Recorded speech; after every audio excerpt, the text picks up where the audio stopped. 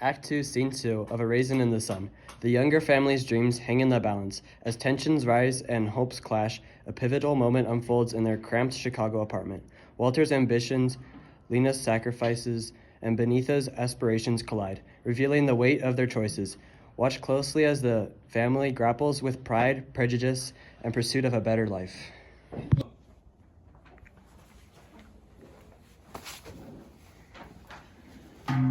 Okay, whatever you say.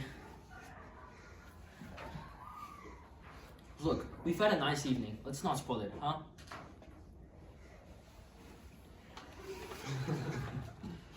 I'm trying to talk to you.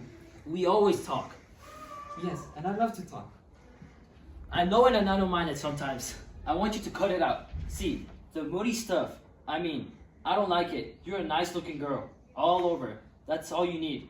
Honey, forget the atmosphere. Guys are going to go for the atmosphere. They're going to go for what they see. Be glad for that. Drop the garbo routine. It doesn't go with you as myself. I want a nice, simple, sophisticated girl. Not a poet, okay?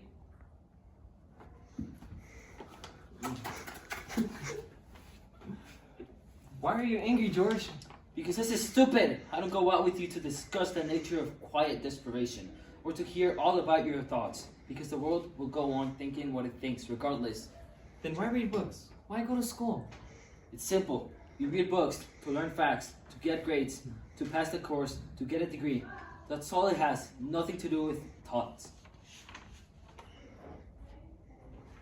I see. Good night, George.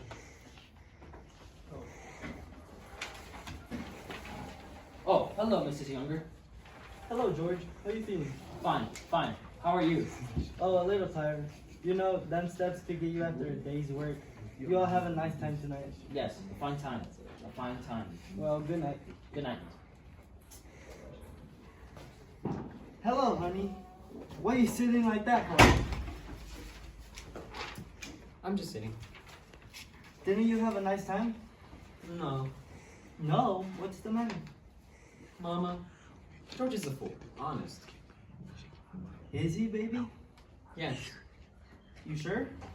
Yes. Well, I guess you better not waste your time with no fools.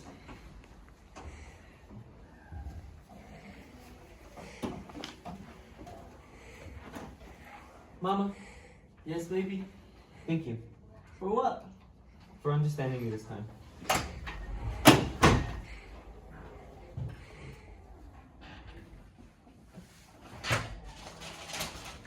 Now don't you fool with any of this stuff, Lena. Oh, I just thought I'd sort a few things out. Is brother here? Yes. Is he? Yes.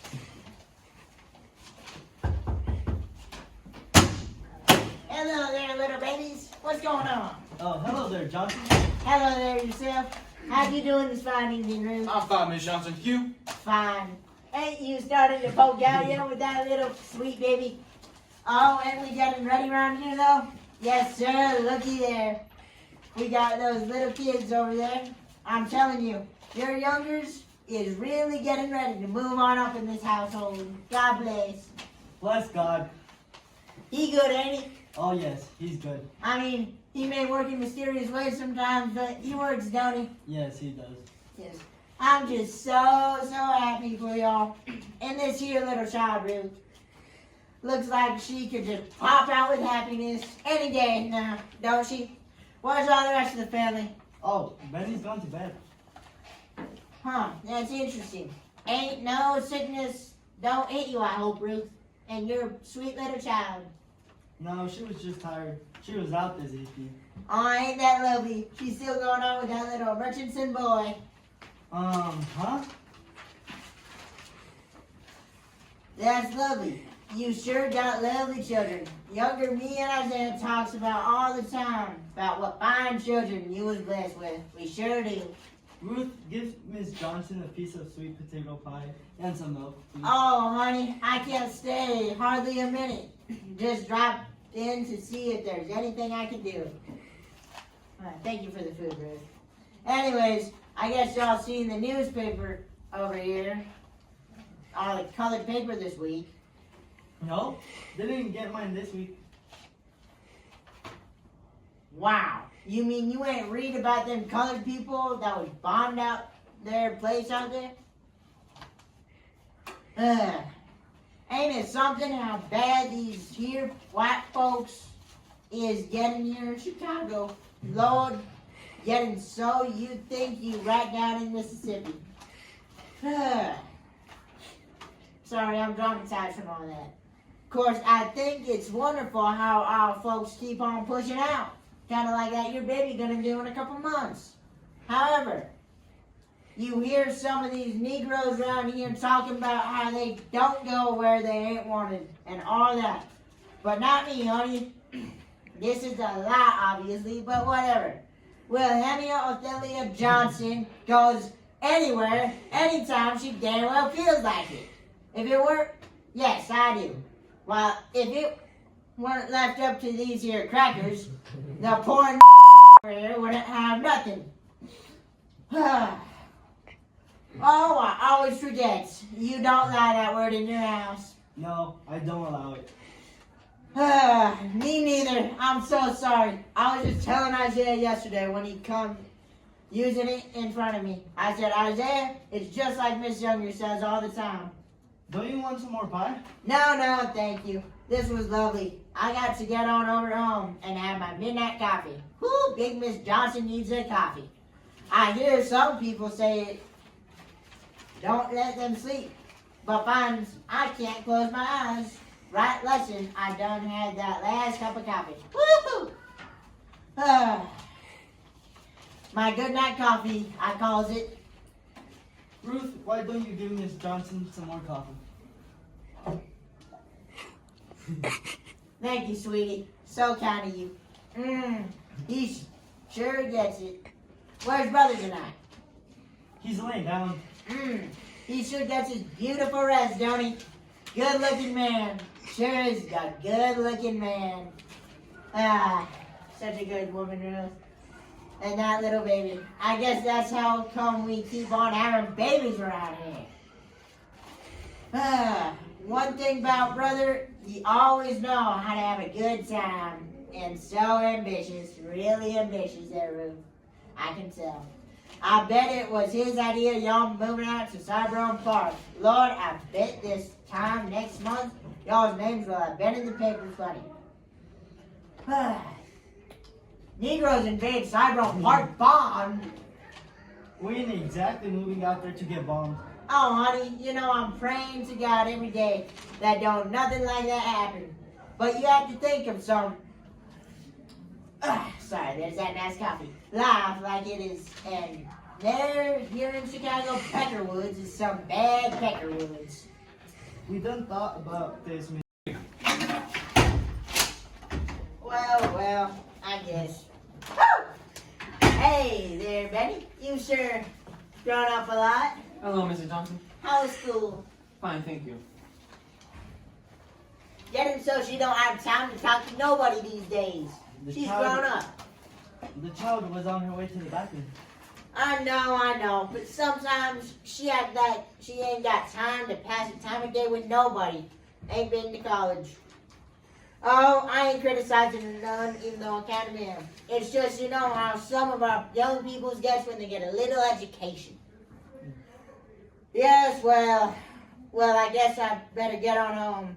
Of course, I can understand how she must be proud of everything, being the only one in this here family to ever make something of herself. I know just being a chauffeur ain't never satisfied brother none, but that's just brother. You shouldn't feel like that, though. Ain't nothing wrong with being a chauffeur.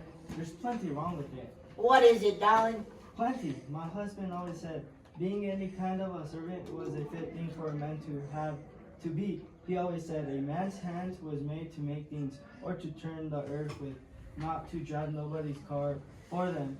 Carry the slope jars, and my boy is just like him. He wasn't meant to wait for nobody.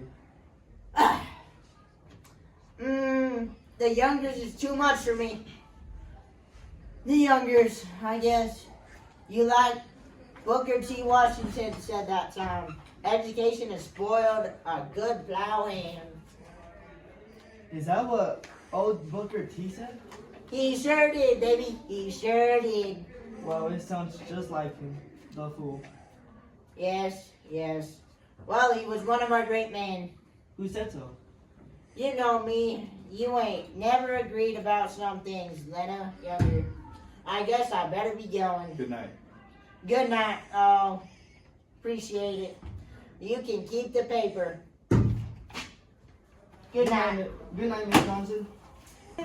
If ignorance was gold, Shush, don't talk about folks behind your back. you do. I'm old and corrupted. You was rude to Miss Johnson, Benita, and I don't like it at all. Mama, there are two things we as a people have to overcome. One is the Ku Klux Klan and the other is Mrs. Johnson. Smart elect. I'll get it. Lord, Hold up. Hello? Just a minute. Walter, it's Mrs. Arnold. Hello? Yes? This is his wife speaking. He's lying down now. Yes, well, he'll be in tomorrow. He's been very sick. Yes, I know we should have called, but we were so sure he'd be able to come in today. Yes, I'm very sorry. Yes, thank you very much. That was Mrs. Arnold. Was it?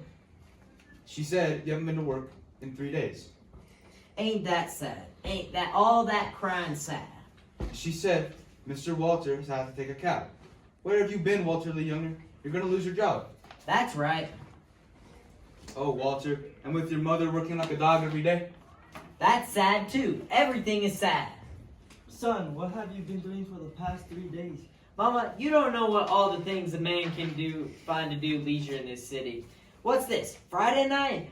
Well, Wednesday, I borrowed Willie Harris's car and I went for a drive. Just me and myself and I drove way out past South Chicago. And I parked the car. I sat and looked at the steel mills all day long. I just sat in the car and looked at them big black chimneys for hours. Then I drove back and I went to the Green Hat. And Thursday I borrowed the car again. And I got in it and I pointed in the other direction and I drove the other way for hours, way up to Wisconsin. And I looked at the farms and I drove and looked at the farms all day. Then I drove back and I went to the Green Hat. And today I didn't get in the car. Today I just walked all over south side of Chicago. And I looked at the Negroes and they looked at me. Finally, I just sat down on the curb 39th and South Parkway and I sat there and watched the Negroes go by. And then I went to the Green Hat again. All you all sad, you all depressed, and you know where I'm going right now. Oh, Walter, is this the hardest of our days? You know what I like about the Green Hat? I like this little cat they got there who blows the sax. He blows. He talks to me. He ain't about 5 feet tall, but he's got a coinked head, and his eyes always closed, and all he is music. Walter? And there's this other guy who plays the piano, and they got a sound. I mean, they can work on some music. They got the best little combo in the world in the Green Hat. You can just sit there and drink and listen to the three men pray and realize that nothing matter worth damn, but just being there. I've helped do it to you, haven't I, son? Walter, I've been wrong. Nah, you ain't been wrong about nothing, Mama. Listen to me now. I say I've been wrong, son. That I've been doing to you what the rest of the world has been doing to you. Walter, you ain't never understood is that I ain't got nothing, don't own nothing, ain't never really wanted nothing, and wasn't for you. There wasn't nothing as precious to me. There ain't nothing worth holding on to, money, dreams, nothing else if it means it's going to destroy my boy. I paid the man $5,500 down on the house. That leaves $6,500 on Monday morning. I want you to take this money and take $300 and put it in the savings account for Benita's medical schooling. The rest, you put it in your checking account under your name. And from now on, any penny that come out of it or go it for it to look after, for you to decide. It ain't much, but it's all I got in the world, and I'm putting it in your hands. I'm telling you to be the head of this family like you're supposed to be. You trust me like that, Mama? I never stopped trusting you, like I never stopped loving you, son.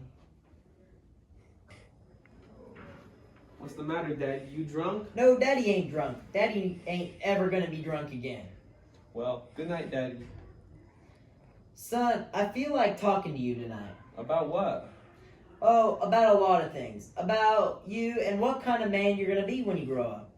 Son, what do you want to be when you grow up? A bus driver. A what? Man, ain't nothing to want to be. Why not?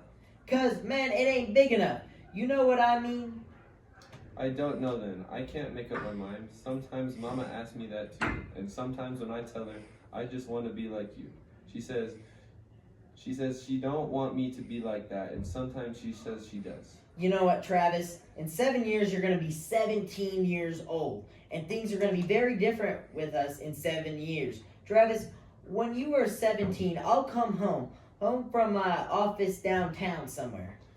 You don't work in no office, Daddy. No, but after tonight, after what your daddy's going to do tonight, there's going to be a lot of offices. A whole lot of offices. What are you going to do tonight, Daddy? You wouldn't understand yet, son, but your daddy's going to make a transaction. A business transaction. That's going to change our lives. That's how come one day, about when you're 17 years old, I'll come home and I'll be pretty tired. You know what I mean? After a day of conferences and secretaries getting things all wrong the way they do, because an executive life is hell, man. And I'll pull the car up on the driveway, just plain black Chrysler, I think, with white walls, no black tires. More elegant. Rich people don't have to be flashy. Though I'll have to get something a little bit sportier for Ruth. Maybe a Cadillac convertible to do her shopping in. And I'll come up to the steps to the house, and the gardener will be clipping away at the hedges. And he'll say, "Good evening, Mr. Younger." And I'll say, "Hello, Jefferson. How are you this evening?" And I'll go inside with Ruth, and we will come downstairs and meet me at the door, and we will fist bump each other, and she'll take my arm and go up to your room, and you sitting on the floor with the catalogs of all the great schools in America around you, all the great schools in the world. And I'll say, "All right, son, it's your 17th birthday. What is it you have decided? Just tell me where you want to go to school, and you'll go. Just whatever you tell me, whatever you want to be, and you'll be it. Whatever you want to be, yes, sir."